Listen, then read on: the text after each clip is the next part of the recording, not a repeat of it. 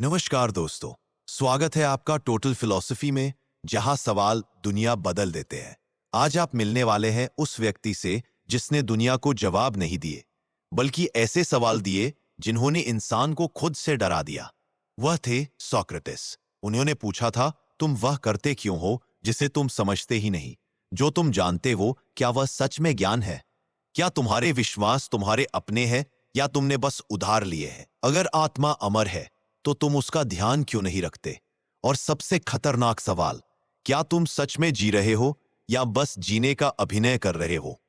ये सिर्फ सवाल नहीं थे, ये दर्पण थे जिनमें देखने की हिम्मत हर किसी में नहीं थी। आज हम उतरेंगे उस दिमाग में जिसने एथेंस को कंपा दिया और पूरी मानवता को सोचने पर मजबूर कर दिया। तैयार रहिए, क्योंकि आज की यात्रा आपकी अपनी सोच पर ही सवाल उठाने वाली है। ये है टोटल फिलॉसफी, जहां हर प्रश्न आपके मन का बंद दरवाजा खोल देता है। बहुत पुराने समय में, जब शहर एथेंस अपने पूरे गौरव पर था, वहां एक बच्चा जन्मा।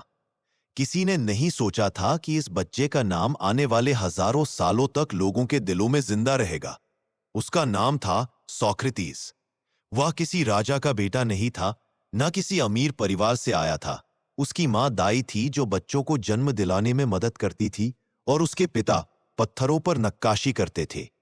घर बहुत बड़ा नहीं था, लेकिन उसमें एक बात जरूर बड़ी थी, सीखने की आजादी। बचपन में सोक्रेटिस देखने में दूसरों से थोड़ा अलग था। वो दौड़ता भागता कम था, सोचता ज्यादा था। लोग कहते ये बच्चा बड़ा चुपचाप है, लेकिन वो चुप नहीं था। वो अपने मन में सवालों की दुनिया बसाए बैठा था। जब बाकी बच्चे खेलते थे, वह बैठकर आसमान को देखता और सोचता, तारे वहां क्यों है?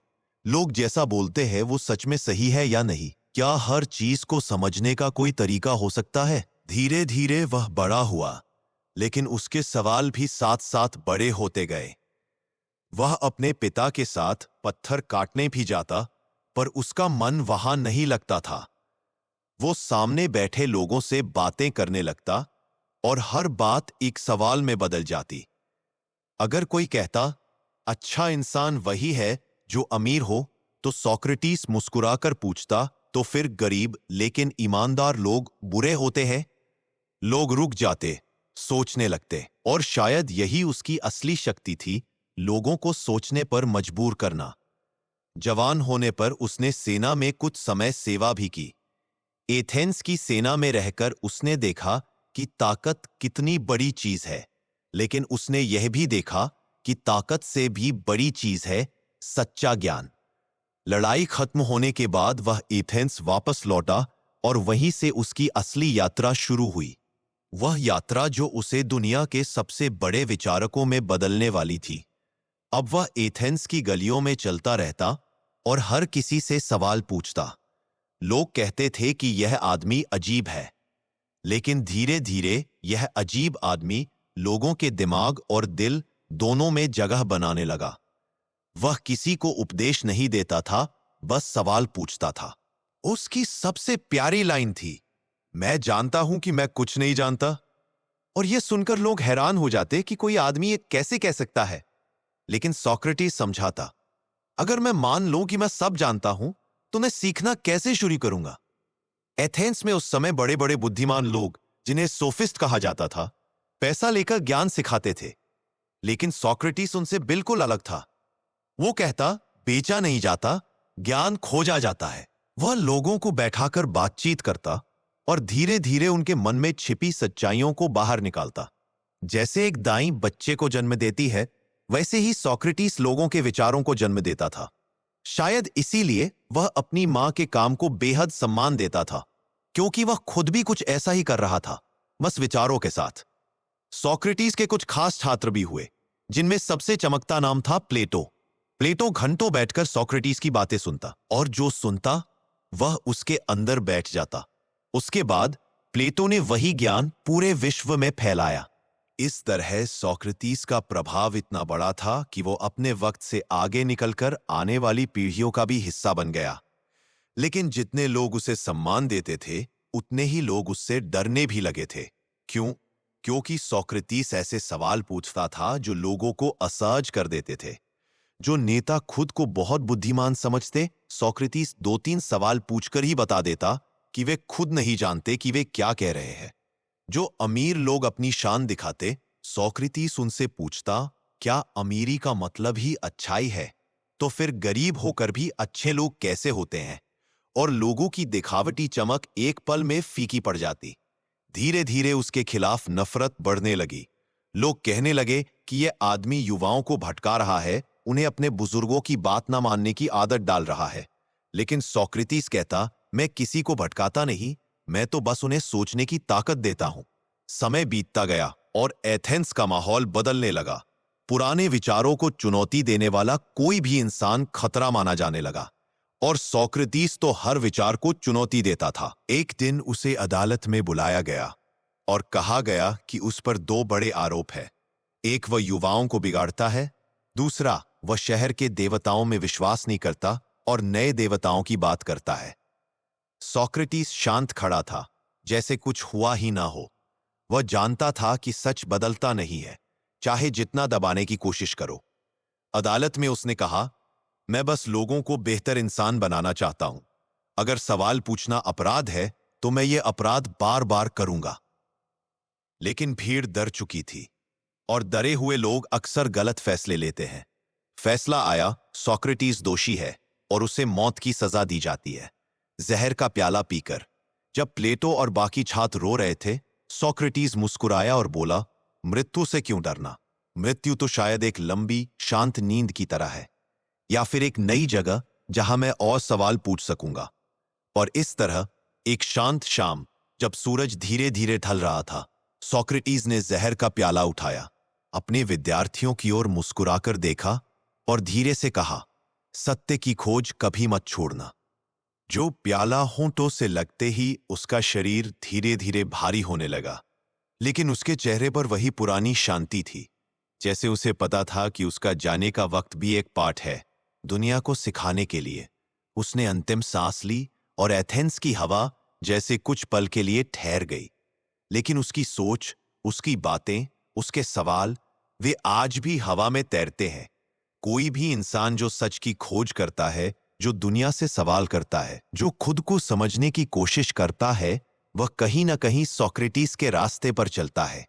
सोक्रेटिस की कहानी उसके जन्म और मृत्यु के बीच जितनी चलती है, उतनी ही उसके मन के अंदर भी, क्योंकि उसकी असली लड़ाई बाहर की दुनिया से कम और अंदर की अंधेरी गलियों से ज्यादा थी। वह हमेशा कहता था, सबसे कठिन लड़ाई अपनी ही अज्ञानता से होती है। और सच में उसने इस लड़ाई को हर दिन, हर पल लड़ा। एथेंस की गलियां उसके लिए किसी मंदिर की तरह थीं, जहां लोग ही मूर्ति थे और बातचीत उसकी पूजा। वह सुबह सुबह शहर के बाजार में निकल जाता, जहां फल बेचने वाले, लोहे पीटने वाले, पानी भरने वाली औरतें, बच्चे, बूढ़े, सिपाही सब मिलते थे। उसके लिए ज्ञान किसी बड़े महल में नहीं, बल्कि हर उस चेहरे में था जो उसमें छिपी कहानी लेकर घूम रहा था। कभी कभी लोग उससे दूर भागते, कहते, अरे ये फिर आ गया, अब ये सवाल पूछेगा और हमारे दिमाग को उलझा देगा। और सोक्रेटिस हंसकर कहता, अरे मैं तो बस तुम्हारी मदद करता हूं कि तुम खुद की सोच को देख सको। डर किस बात का? एक दिन वह एक अमीर व्यापारी के पास गया। व्यापारी बहुत गर्व से बोला, मैं एथेंस का सबसे सफल आदमी हूं, मेरे पास सब कुछ है। सोक्रेटिस ने धीरे से पूछा, और अगर कल तुम्हारे पास कुछ न रहे, तो क्या तुम वही रहोगे जो आज हो? व्यापारी चुप हो गया, क्योंकि सोक्रेटिस के सवालों की खासियत यही थी, वे बाहर से छोटे लगते थे, लेकिन अंदर से किसी गहरी दीवार को हिला देते थे। फिर एक और दिन वह एक युवा लड़के से मिला। लड़का बहुत उत्साहित था, बोला, मैं हीरो बनना चाहता हूं। सोक्रेटिस मुस्कुराया, अच्छा है, लेकिन हीरो बनने से पहले यह तो जान लो कि हीरो किसके लिए बनना है, दूसरों के लिए या खुद की नजर में। लड़का चुप, वह सोचने लगा, और यही सोक्रेटिस चाहता था, लोग खुद अपने अंदर झांके। धीरे धीरे उसका असर इतना फैल गया कि एथेंस में कई लोग उसके नाम से ही डरने लगे। वे कहते, यह आदमी हमारे दिमाग की नींद खराब कर देता है, ये सबको सवाल करना सिखा रहा है। अगर सब सवाल करने लगेंगे तो हमारा कहना कौन मानेगा? सच यह था कि सोक्रेटिस कभी किसी की सत्ता को नहीं गिराना चाहता था, वह सिर्फ इंसान की सोच को जगाना चाहता था। लेकिन सत्ता को जागे हुए लोग हमेशा खतरनाक लगते हैं। प्लेटो और उसके दूसरे विद्यार्थी हर दिन उसके साथ रहते। कभी कभी वे थक जाते, पर सोक्रेटिस नहीं। चलना, पूछना, सुनना, यह उसका जीवन था। रात को घर लौटकर भी वह देर तक सोचता रहता। उसका घर साधारण था, एक कमरे का, छोटा, बिल्कुल सादा। लेकिन उसके मन में ब्रह्मांड चल रहा था। वह नींद में भी सोचता होगा, अच्छाई क्या है, सच्चाई क्या है। क्या लोग सच में जानते हैं कि वे क्या कर रहे हैं? लोग कहते हैं कि सोक्रेटिस की पत्नी ज़ेंथिप्पी तेज स्वभाव की थी। वह कभी कभी उससे झगड़ती और सोक्रेटिस शांत होकर कहता, अगर मैं घर में धैर्य सीख लूं तो दुनिया से तो आसानी से निपट सकता हूं। कुछ लोग इसे मजाक समझते, पर सोक्रेटिस के लिए यह भी एक सीख थी। हर जगह से सीखना, हर पल से सीखना, हर इंसान से सीखना। एक दिन एथेंस के कुछ राजनीतिज्ञों ने उसे बुलाया। वे काफी परेशान थे। उन्होंने कहा, तुम हमारे नौजवानों के दिमाग में आग लगा रहे हो। वे अब हमसे सवाल करते हैं। सोक्रेटिस ने कहा, अगर आपके जवाब सही होंगे तो सवाल से डर क्यों? यह बात उन्हें और चुप गई। अब वह धीरे धीरे उन लोगों की आंखों में कांटा बनने लगा था जो बिना सोचे समझे सत्ता चलाना चाहते थे। उसे चुप कराने की कोशिशें बढ़ने लगीं। कई बार उसे धमकियां मिली, अपने सवाल बंद करो। लेकिन सोक्रेटिस ने कभी डरना नहीं सीखा था। वह कहता, अगर सच बोलने से डर जाऊं तो जीने का क्या मतलब? फिर आया वो दिन जो उसकी जिंदगी की सबसे बड़ी परीक्षा लेकर आया। एक सुबह संदेशवाहक उसकी गली में आया और बोला, सोक्रेटिस को अदालत में पेश होना है। उस पर गंभीर आरोप लगे हैं। गली के लोग दरवाजे खोलकर देखने लगे, कोई भय से, कोई जिज्ञासा से, कोई प्रसन्नता से। लेकिन सोक्रेटिस शांत था। उसने अपनी चप्पलें पहनी, चेहरा धोया और जैसे रोज निकलता था वैसे ही चलता हुआ अदालत की ओर बढ़ गया। रास्ते में प्लेटो ने उससे कहा, गुरुजी, आप बचने की कोशिश करें, कुछ समझौता कर ले, हम आपको एथेंस से बाहर ले जाएंगे। सोक्रेटिस मुस्कुराया, अगर मैं सच बोलकर सजा पाता हूं तो यह भी एक शिक्षा है, और अगर मैं झूठ बोलकर बच जाऊं तो वह मेरी आत्मा को खो देना होगा। प्लेटो की आंखों में आंसू आ गए, लेकिन सोक्रेटिस का मन किसी पहाड़ की तरह अडिग था। अदालत भरी हुई थी। हर कोने में लोग खड़े थे, कुछ उसके समर्थक, कुछ दुश्मन और कुछ सिर्फ तमाशा देखने वाले। उसके खिलाफ दो बड़े आरोप थे कि वह युवाओं को बिगाड़ता है और वह शहर के देवताओं में विश्वास नहीं करता। सोक्रेटिस ने धीरे से आगे बढ़कर लोगों को देखा। उसने कहा, अगर मैं युवाओं को सोचने की आदत देता हूं तो क्या यह बुराई है? और अगर मैं सच खोजता हूं तो क्या यह शहर के खिलाफ है? शहर का माहौल पहले से ही तनाव में था और डरे हुए लोग न्याय के बजाय अपनी सुरक्षा चुनते हैं। फैसला आया, सोक्रेटिस को मौत की सजा दी जाती है। प्लेटो रो पड़ा, कई युवा भी। लेकिन सोक्रेटिस के चेहरे पर वही शांत मुस्कान थी। मृत्यु, उसने कहा, शायद एक लंबी नींद है, या फिर एक नए शहर का टिकट जहां मैं और सवाल पूछ सकूं। उस शाम जब आसमान गुलाबी हो रहा था, सोक्रेटिस ने जहर का प्याला उठाया। उसके हाथ कांपे नहीं। उसने अपने विद्यार्थियों को देखा और धीरे से बोला, सच्चाई का रास्ता मुश्किल होता है, लेकिन यही एकमात्र रास्ता है। प्याला पीते ही उसके शरीर में ठंड उतरने लगी, पर उसकी आंखों में शांति थी, जैसे उसने अपने जीवन का हर हिस्सा समझ लिया हो, हर सवाल का जवाब पा लिया हो। धीरे धीरे उसकी सांसें रुक गईं, लेकिन उसकी सोच नहीं रुकी। वह आज भी जिंदा है, हर सवाल में, हर सीख में, हर उस इंसान में जो सच खोजता है। सोक्रेटिस की कहानी सिर्फ एक आदमी की कहानी नहीं थी, वह एक पूरे शहर के जागने की कहानी थी।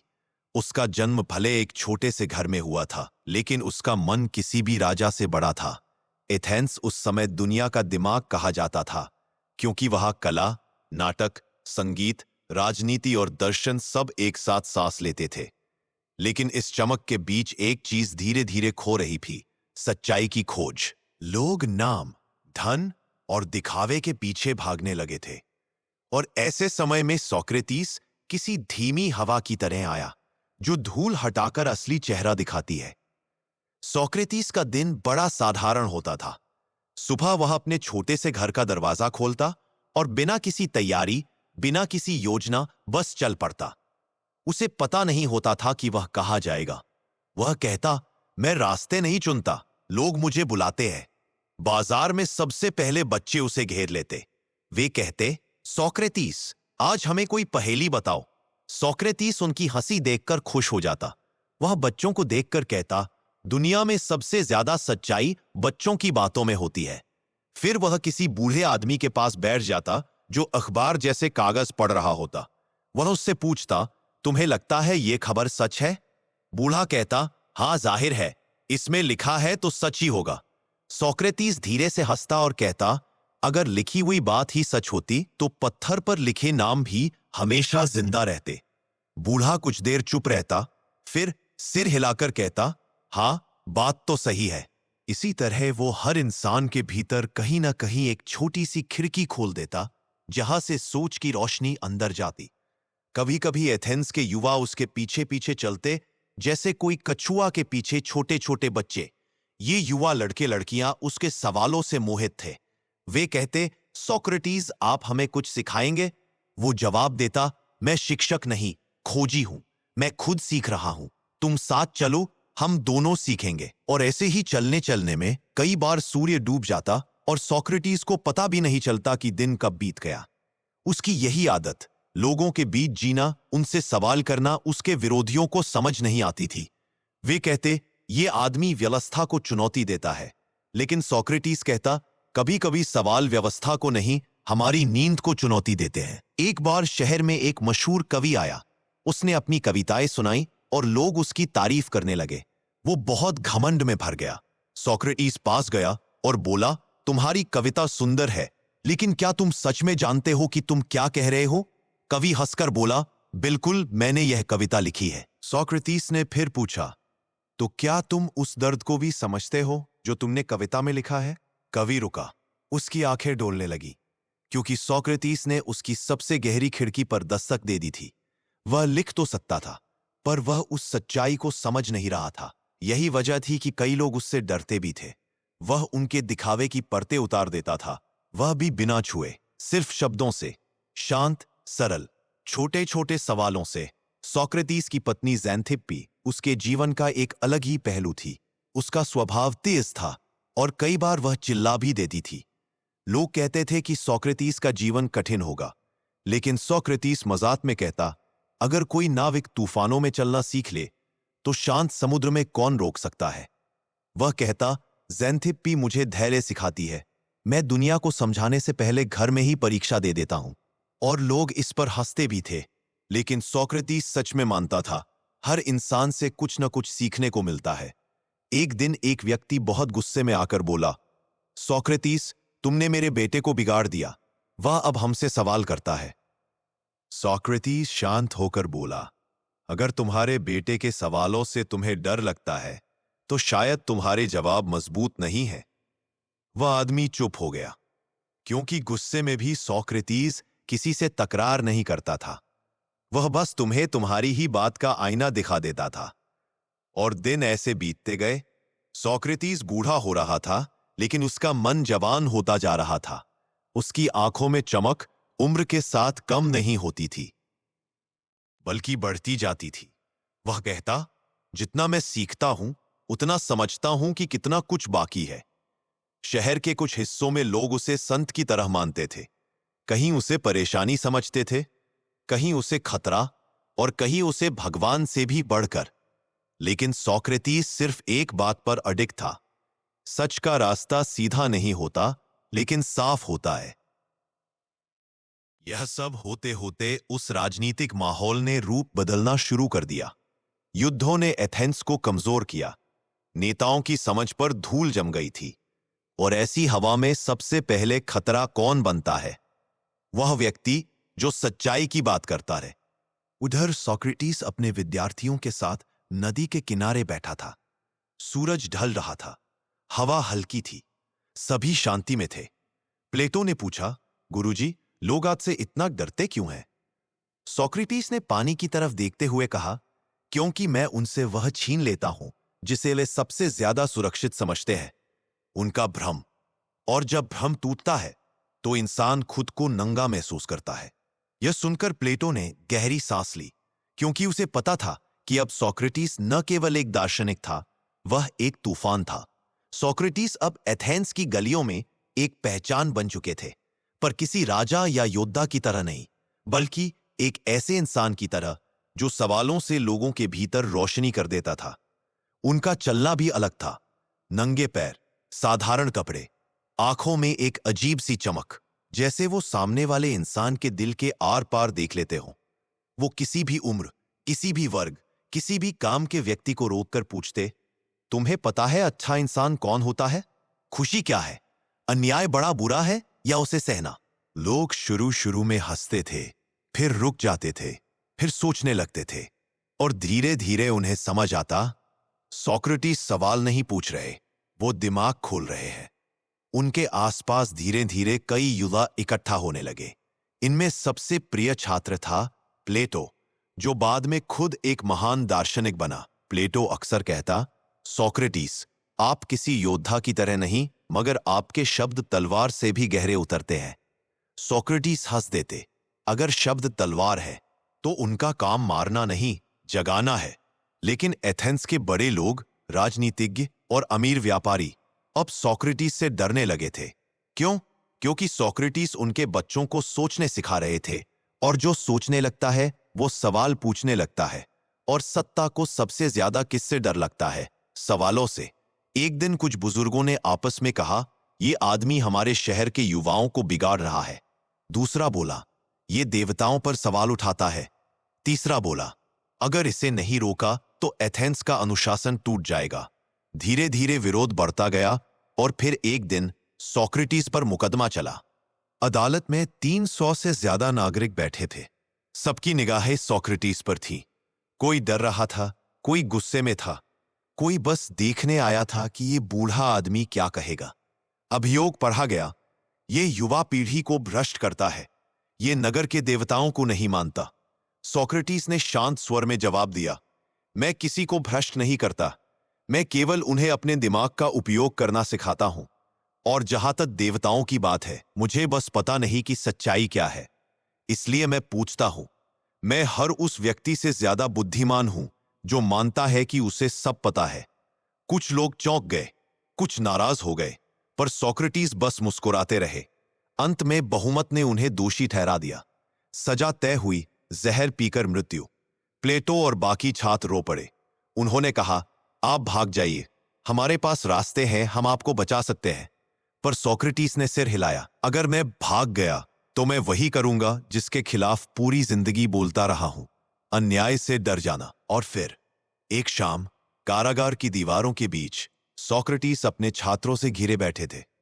वो बातें कर रहे थे, दर्शन पर, आत्मा पर, जीवन पर, मृत्यु पर, मानो कहीं जा ही नहीं रहे हो।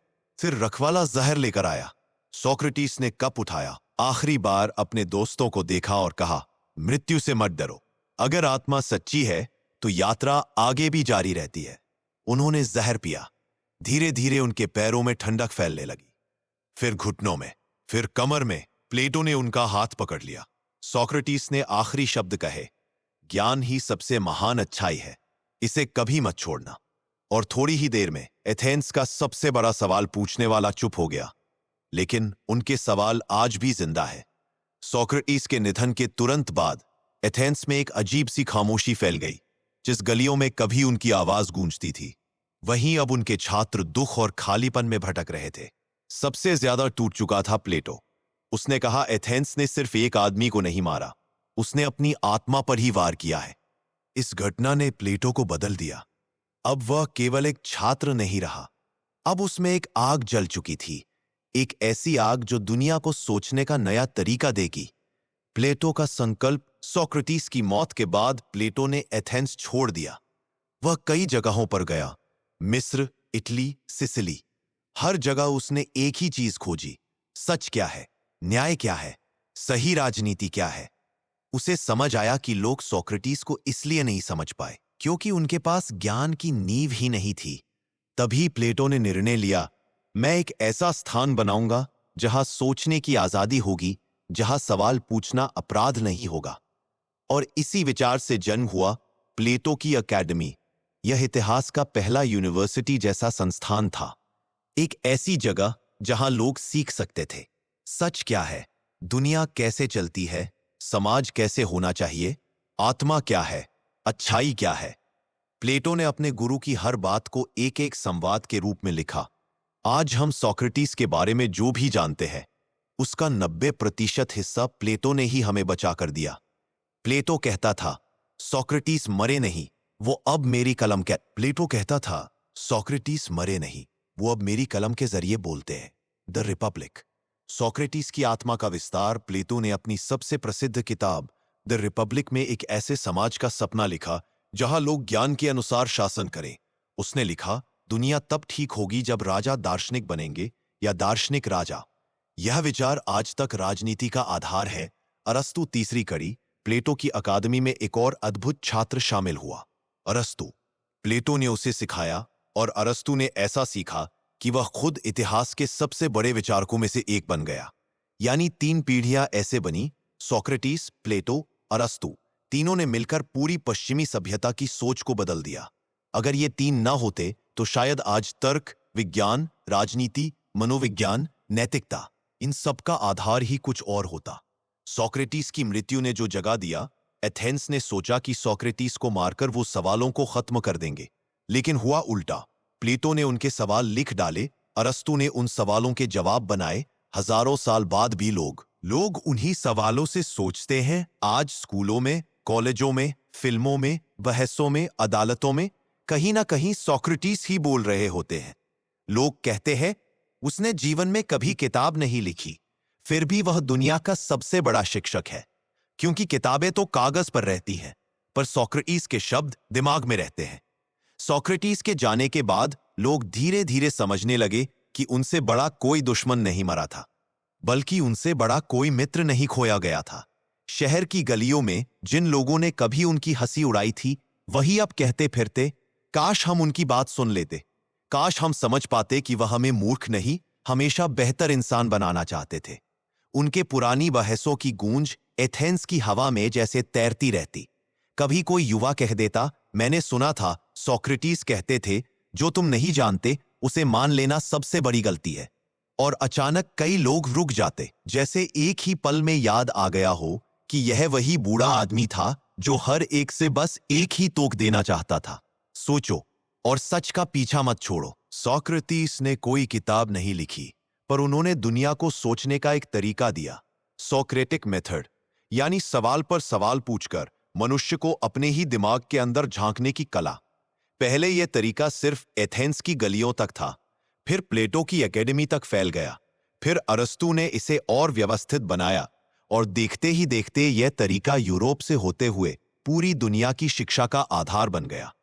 आज भी वकील, डॉक्टर, वैज्ञानिक, यहां तक कि बच्चे भी जब किसी बात को समझने के लिए सवाल पूछते हैं तो वे जाने अनजाने सोक्रेटिस के बताए रास्ते पर ही चल रहे होते हैं। कौन जानता था कि एक आदमी जिसकी पूरी जिंदगी गरीबों के बीच बीती, जिसने कभी एक दीनार भी ज्यादा नहीं कमाया, जिसके पास न पैसे, न शक्ति, न पद, वो आदमी दुनिया का इतना बड़ा शिक्षक बन जाएगा कि उसकी सोच स्कूलों, अदालतों, संसदों, कॉलेजों और लाखों दिमागों में गूंजेगी। आधुनिक दुनिया में सोक्रेटिस आज की दुनिया में, जहां इंटरनेट है, मोबाइल है, लाखों किताबें हैं और हर किसी के पास वक्त कम है, वहीं सोक्रेटिस की एक बात आज भी सबसे ज्यादा सच लगती है। असली बुद्धिमानी यह जानने में है कि तुम कितना कम जानते हो। यह लाइन आज के समय में सोशल मीडिया की आवाजों, गलत सूचनाओं और आधी अधूरी जानकारी के बीच एक उजाला बनकर खड़ी होती है। यही वजह है कि आज भी बड़े बड़े विचारक, प्रोफेसर और मनोवैज्ञानिक कहते हैं, अगर तुम किसी इंसान को वाकई समझदार बनाना चाहते हो तो उसे जवाब मत दो, उसे सवाल दो। और यह विरासत सीधे सोक्रेटिस से निकली है। लोगों की नजर में सोक्रेटिस सदी दर सदी किताबें लिखी गईं, नाटक खेले गए, फिल्में बनी और हर बार सोक्रेटिस को एक ही पहचान मिली, एक ऐसा इंसान जो सच के लिए सब कुछ खो सकता था। कई कलाकारों ने उनके आखिरी पल को चित्रित किया है, जहां वह हेमलॉक का प्याला पी रहे हैं और उनके चेहरे पर अजीब सा संतोष है। दुनिया इस तस्वीर को देखकर आज भी पूछती है, क्या कोई सच के लिए मर सकता है? और जवाब हमेशा आता है, हाँ, एक आदमी ऐसा था। उसे लोग सोक्रेटिस कहते थे। उसके बाद की गूंज सोक्रेटिस की मौत के लगभग 400 साल बाद रोमन साम्राज्य के दार्शनिक भी उन्हीं की तरह सोचने लगे। फिर मध्य युग बीता, फिर पुनर्जागरण आया और हर दौर में दुनिया के बड़े दिमाग उन्हीं के कहे में कुछ न कुछ अपनी रोशनी ढूंढते रहे। डेस्कार्टेस, स्पिनोजा, कांत, हेगल, नीचे, हर बड़े दार्शनिक पर सोक्रेटिस का असर पड़ा। वह एक पत्थर था जो एक बड़े तालाब में गिरा और उसकी लहरें आज तक फैल रही है। सोक्रेटिस की कहानी अब इतिहास की किताबों से निकलकर हमारी रोजमर्रा की जिंदगी तक पहुंचने लगी है। कभी कभी हम खुद भी नहीं जानते कि हम कब, कहां, कैसे उनकी ही तरह सोचना शुरू कर देते हैं। हमारी जिंदगी में सोक्रेटिस जब कोई बच्चा अचानक पूछ ले, आसमान नीला क्यों होता है, सूरज इतना तेज क्यों है, हम लड़ते क्यों है, तो यह सिर्फ जिज्ञासा नहीं होती, यह वही चिंगारी होती है जो हजारों साल पहले एथेंस की गलियों में सोक्रेटिस ने लोगों के दिलों में लगाई थी। जब कोई दोस्त कह देता है, रुक जाओ, पहले समझते हैं कि सच क्या है, तो वह भी अनजाने में सोक्रेटिस के विचार का ही अनुसरण कर रहा होता है। हमारी हर छोटी बड़ी बातचीत में जब हम किसी बात का कारण पूछते हैं या किसी की राय को समझना चाहते हैं, तो हम उसी रास्ते पर चलते हैं जो सोक्रेटिस ने समय की रेत पर बनाया था। सवाल पूछने की ताकत सोक्रेटिस का असली जादू सवालों में था। वो कहते थे, सवाल एक चाबी है और हर इंसान के भीतर कई बंद दरवाजे होते हैं। आज दुनिया में किसी भी जगह चले जाओ, स्कूल, कॉलेज, दफ्तर या किसी कोर्ट रूम में, हर जगह आप देखोगे लोग सवालों के जरिए सच की परतें खोलने की कोशिश करते हैं। यह तरीका इतना जरूरी बन चुका है कि बिना सवाल किए अब कोई फैसला भी नहीं लिया जाता। और यह सब शुरू हुआ एक ऐसे बूढ़े आदमी से जिसके पास न कोई किताब थी, न कोई पद, न कोई सेना, सिर्फ एक दिमाग और एक ईमानदार दिल। रिश्तों में भी सोक्रेटिस शायद बात अजीब लगे, पर हम अपने रिश्तों में भी सोक्रेटिस की सीख अपनाते हैं। जब हम गुस्सा होते हैं और कोई पूछता है, तुम गुस्सा क्यों हो, और हम सोचने पर मजबूर हो जाते हैं, तो यह भी सोक्रेटिक मेथड ही है। जब हम किसी से पूछते हैं, तुमने ऐसा क्यों किया, तुम्हें कैसा लगा, तुम क्या सोचते हो, तो हम बातचीत को समझदारी की ओर ले जाते हैं, बिल्कुल उसी तरह जैसे सोक्रेटिस लोगों को उनकी भावनाओं का आईना दिखाते थे। सच बोलना आसान नहीं। सोक्रेटिस ने अपनी जिंदगी में कई बार लोगों को वह बातें बताई जो वे सुनना नहीं चाहते थे। आज भी जब हम किसी दोस्त को, किसी परिवार वाले को सच बताते हैं, तो कभी कभी झगड़ा हो जाता है, कभी गलत फहमी हो जाती है। लेकिन सोक्रेटिस कहते थे, सच का रास्ता कठिन होता है लेकिन सबसे साफ होता है। अगर कोई अपने मन की आवाज सुनकर कठिन सच बोलता है, तो वह उस बूढ़े आदमी की तरह थोड़ा बहादुर बन जाता है। डर पर जीत सोक्रेटिस की एक और बड़ी सीख थी। जिस चीज को तुम समझते नहीं, उसी चीज से तुम डरते हो। आज हम अपने काम, अपनी पढ़ाई, अपने भविष्य, यहां तक कि लोगों की राय से भी डरते हैं। लेकिन जब हम खुद से पूछते हैं, मैं क्यों डर रहा हूं, मुझे असल में किस बात का भय है, तो धीरे धीरे डर कम होने लगता है। पूरी दुनिया में थेरेपी से लेकर माइंडफुलनेस तक कई आधुनिक तकनीकों में लोगों को सवाल पूछने के लिए प्रेरित किया जाता है। और यह सब सोक्रेटिस की उस एक लाइन से जन्मा है, खुद को जानो। एक आम आदमी की विरासत। इतिहास में बड़ी बड़ी लड़ाइयां लड़ी गईं, साम्राज्य बने और मिट गए, राजा आए और गए। लेकिन सच पूछो तो दुनिया को बदलने का सबसे शांत, सबसे गहरा तरीका किसी साम्राज्य ने नहीं, एक आम आदमी ने दिखाया। सोक्रेटिस ने तलवार नहीं चलाई, उन्होंने सेना नहीं खड़ी की, उन्होंने कानून नहीं बनाए, पर उन्होंने एक छोटा सा दीपक जलाया जो दिमाग के अंदर रोशनी करता है। और यही दीपक आज करोड़ों लोगों के भीतर धीरे धीरे चमक रहा है। अब कहानी एक बड़े मोड़ पर आ जाती है, क्योंकि सोक्रेटिस की सोच सिर्फ कुछ लोगों की आदतें नहीं बदली, उसने पूरी दुनिया के सिस्टम, कानून, राजनीति, पढ़ाई और समाज की जड़ें हिला दी। यह ऐसा है जैसे एक आदमी ने एक छोटा सा बीज बोया हो और हजारों साल बाद वह बीज एक विशाल जंगल बन गया हो। लोकतंत्र को नया आईना। सोक्रेटिस लोकतंत्र को मानते थे, लेकिन आंखें बंद करके नहीं। वह कहता, लोकतंत्र तभी अच्छा है जब जनता समझदार हो। उनका तर्क बिल्कुल सरल था। अगर तुम किसी नाव में सफर कर रहे हो, तो क्या तुम चालाक, अनुभवी नाविक को चलाने दोगे या बिना समझ वाला भीड़ को? इसी तरह वह पूछते थे, अगर डॉक्टर को बनने के लिए विद्या चाहिए, तो राजनेता बनने के लिए क्यों नहीं? उनके यह सवाल लोकतंत्र को चुभते थे, लेकिन उन्होंने दुनिया को पहली बार सोचने पर मजबूर किया कि सत्ता किसके हाथ में होनी चाहिए। आज की राजनीति में चुनाव, बहस, तर्क, सबकी नींव कहीं ना कहीं सोक्रेटिस के उन्हीं सवालों में छिपी है। शिक्षा का पूरा ढांचा बदल गया, पढ़ाई कभी रट्टा मारने का नाम हुआ करती थी, लेकिन बाद में शिक्षा का असली मकसद बना सोचने की क्षमता विकसित करना। यह बदलाव कहां से आया? सोक्रेटिस से। आज स्कूलों में शिक्षक सवाल पूछते हैं, बच्चों से राय मांगते हैं, डिबेट कराते हैं, समझने का मौका देते हैं। यह सब उसी रास्ते का रूप है जिसे सोक्रेटिस ने निकाला था। उन्होंने दुनिया को बताया, अच्छा शिक्षक वह नहीं जो जवाब दे, बल्कि वह जो सही सवाल पूछे। आज की आधुनिक शिक्षा प्रणाली, क्रिटिकल थिंकिंग, एनालिसिस, संवाद, तर्क, सबकी नींव उसी बूढ़े आदमी ने डाली जो नंगे पैर चलकर लोगों को रोक रोक कर सवाल करता रहता था।